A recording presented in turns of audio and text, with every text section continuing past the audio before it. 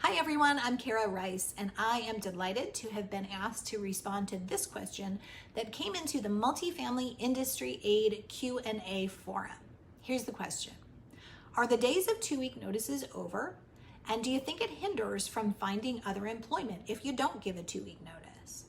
As employers, we want our staff to give us a 2 weeks notice of voluntary termination, but we aren't expected to do the same when someone is involuntarily terminated. Okay, so what an interesting question, or a couple of questions in there. In my opinion, the days of 2-week notices are not over. It remains the expectation that when someone leaves a position, they give appropriate notice to their boss and their employer, and are willing to work and give it their all throughout that notice period. A notice period should be no less than 2 weeks in length, because we don't ever want to leave a workplace in the lurch by giving less than that.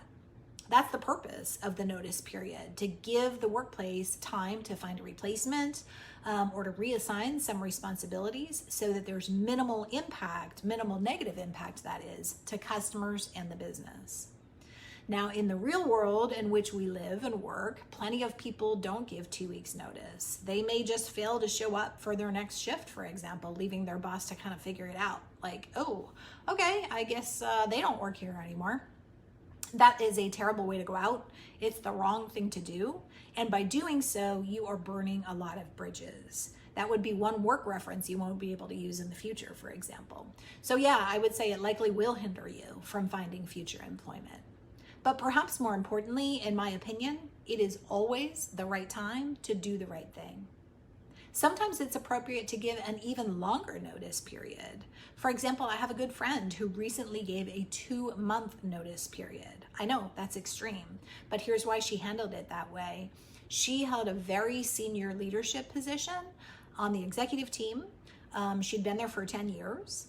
And because of her senior role in the organization, it really would have been very detrimental to her workplace, to her team members, and to her customers for them to be without a leader. So by giving a 2 months notice, she allowed her employer adequate time to find, hire, and onboard her replacement. And then she was able to leave in good conscience, knowing that her generous notice period allowed them to make a graceful recovery for her exit. But in most cases, though, 2 weeks is going to be adequate, and it's going to allow you to leave a position on good terms, which is always the way to go. So in your question, you point out that when the shoe is on the other foot and the employer is laying an employee off, they are not required to give 2 weeks notice to the employee. And that is true. So, layoffs happen for a number of reasons. In some cases, that employee is being laid off due to performance issues. And so then it would be appropriate, of course, for them to be asked to leave right away. But in other cases, they may be terminated not due to a performance issue at all, but maybe just because the management company lost management of that community, for example. It's always preferable to give an employee notice when it is possible to do so, to soften the blow of a job loss. It's not always possible to do that, however, and to my knowledge, it's not required by law.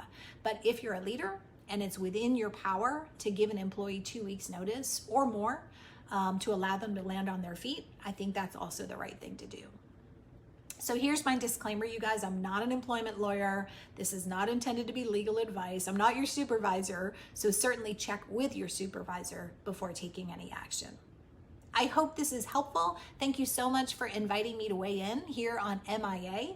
And if I can further assist you, please feel free to email me. I'm Kara, that's Kara, @swiftbunny.com. Thank you so much.